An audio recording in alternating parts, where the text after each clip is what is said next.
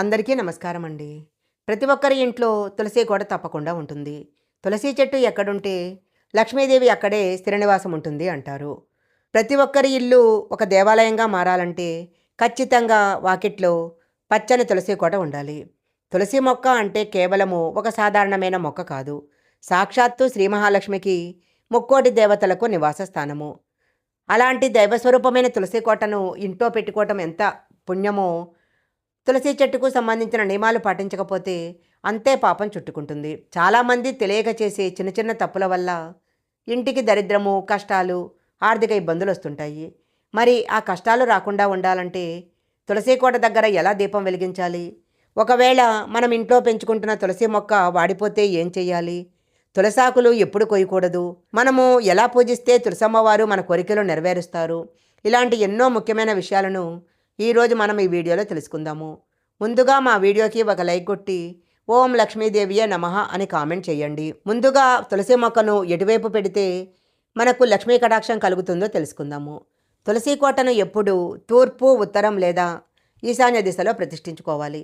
ఈశాన్యం దేవతల స్థానం కాబట్టి అక్కడ తులసి చెట్టు ఉన్నట్లయితే ఇంట్లోకి పాజిటివ్ ఎనర్జీ ప్రవహిస్తుంది. లేదా పడమర పడమర దక్షిణ దిశల్లో మాత్రము ఎట్టి పరిస్థితుల్లో తులసి కోట ఉంచకూడదు. దక్షిణం వైపు యమధర్మరాజు స్థానం కాబట్టి అక్కడ తులసిని పెంచినట్లయితే అనారోగ్య సమస్యలు వస్తాయి. ఇంట్లో తులసి మొక్కను పెంచుకోవాలనుకున్నప్పుడు ప్లాస్టిక్ కుండీల్లో పెంచుకోకూడదు. మట్టి కుండీలో కానీ లేదా సిమెంటు, రాతితో కట్టిన కోటలో మాత్రమే తులసిని పెంచాలి. అలాగే తులసి చెట్టుని నేలలో ఎప్పుడూ పెంచకూడదు.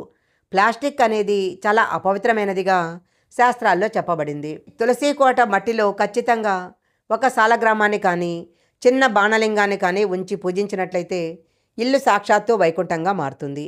విష్ణుమూర్తికి తులసి అంటే చాలా ఇష్టము. ఎక్కడ తులసి ఉంటుందో అక్కడ శ్రీహరి కొలువై ఉంటాడు. ఎక్కడ శ్రీహరి ఉంటాడో అక్కడ లక్ష్మీదేవి స్థిర నివాసం ఉంటుంది. తులసి కోట దగ్గర దీపారాధన చేసేటప్పుడు ఏ నియమాలు పాటించాలో ఇప్పుడు తెలుసుకుందాము. తులసి కోట దగ్గర దీపం వెలిగించినట్లయితే పుణ్యఫలం లభిస్తుందని మనందరికీ తెలిసిందే. కానీ చాలామంది కేవలము ఉదయాన్నే హడావుడిగా స్నానం చేసి నమస్కారం చేసుకొని ఊరుకుంటారు. నిజానికి ఉదయం 5 నుంచి 6 గంటల మధ్యలో అంటే బ్రహ్మముహూర్తంలో దీపం పెట్టడం చాలా మంచిది. అలాగే సాయంత్రం 6 గంటల తర్వాత సంధ్యా సమయంలో దీపం వెలిగిస్తే అంతకు రెట్టింపు పుణ్యఫలం దక్కుతుంది. ఒకవేళ సంధ్యా సమయంలో తులసి కోట దగ్గర చీకటిగా ఉన్నట్లయితే ఆ ఇంట్లో లక్ష్మీ కటాక్షం లోపిస్తుంది. ఇంట్లోకి దరిద్ర దేవత ప్రవేశిస్తుంది. అయితే దీపం పెట్టే విషయంలో ఒక కఠినమైన నియమం పాటించాలి. దీపాన్ని ఎప్పుడూ నేరుగా నేల మీద పెట్టకూడదు. ఏదైనా తమలపాకు మీద కానీ ఒక ప్లేట్లో కానీ ఉంచి దాని మీద ప్రమిద పెట్టి వెలిగించాలి. మనం దీపారాధన చేసిన తర్వాత దీపం యొక్క జ్యోతి ఎప్పుడూ తూర్పు వైపు కానీ ఉత్తరం వైపు కానీ చూస్తున్నట్లు ఉండాలి. పొరపాటున కూడా దక్షిణ దిశగా ఉండేలా వెలిగించకూడదు. దీపారాధన చేసినప్పుడు చాలామంది కర్పూరం బిళ్ళలు వెలిగించి తులసమ్మకు హారతిస్తుంటారు. అయితే కర్పూరం వేడికి తులసి ఆకులు వాడిపోయే ప్రమాదం ఉంది. కర్పూరానికి బదులు ఆవు నెయ్యి లేదా నువ్వుల నూనెతో దీపం వెలిగించి అగరబత్తీలతో ధూపం ఇస్తే సరిపోతుంది. తులసి చెట్టు ఆకులు కోసే విషయంలో కూడా ఎన్నో నియమాలున్నాయి. ఆ నియమాలు ప్రతి ఒక్కరూ తెలుసుకోవాలి. ఆదివారము, మంగళవారము, శుక్రవారం రోజుల్లో తులసాకులను అస్సలు తెంచకూడదు. ఏకాదశి, ద్వాదశి, పౌర్ణమి, అమావాస్య తిథుల్లో కూడా ఆకులు కొయ్యకూడదు. ఆదివారం రోజు తులసి మొక్కను తాకటం కానీ నీళ్లు పోయటం కానీ చేయకూడదు. ఆదివారము, ఏకాదశి తులసి చెట్టు విష్ణుమూర్తి కోసం ఉపవాసం ఉంటుంది. మనం గనక నీళ్లు పోసినట్లయితే ఉపవాసాన్ని మాన్పించిన వాళ్ళమవుతాము. సూర్యాస్తమయం అయిన తర్వాత తులసి మాత నిద్రిస్తుందని చెప్తారు. అందువలన రాత్రి సమయంలో తులసి ఆకులను అస్సలు కోయకూడదు. అలాగే తులసి చెట్టును అస్సలు తాకూడదు. చాలామంది విష్ణుమూర్తి పూజ చేసేటప్పుడు తులసి దళాలతో పూజ చేస్తుంటారు. అయితే మనము ప్రతిరోజు పూజ చేసే తులసి చెట్టు యొక్క తులసి దళాలు పూజ కోసం కొయ్యకూడదు. దేవుడి పూజ కోసము విడిగా మరొక కుండీలో తులసి మొక్కను పెంచుకోవాలి. తులసి చెట్టు చుట్టుపక్కల ఎప్పుడూ పరిశుభ్రంగా ఉండాలి. తులసి చెట్టు పక్కన చెప్పులు విడవటము, చీపుర్లు పెట్టటము, చెత్త డబ్బాలు ఉంచటము లాంటివి చేస్తే ఆ ఇంట్లో నుంచి లక్ష్మీదేవి వెళ్ళిపోతుంది. తులసి కోట చుట్టూ ఎప్పుడూ పరిశుభ్రంగా గోమయంతో అలికి లేదా నీళ్లతో కడిగి ముగ్గులు వేసి ఉండాలి. తులసి చెట్టు దగ్గర ముళ్ళ మొక్కలు పెంచకూడదు. తులసి కోట దగ్గర పూజ చేసేటప్పుడు స్త్రీలు జుట్టు విరగబోసుకొని ఉండకూడదు. పొరపాటున కూడా నైటీలు, అపవిత్రమైన దుస్తులు వేసుకొని తులసమ్మకు నీళ్లు పోయటం కానీ, నమస్కరించటం కానీ చేయకూడదు. స్నానం చేయకుండా తులసి చెట్టును తాకకూడదు.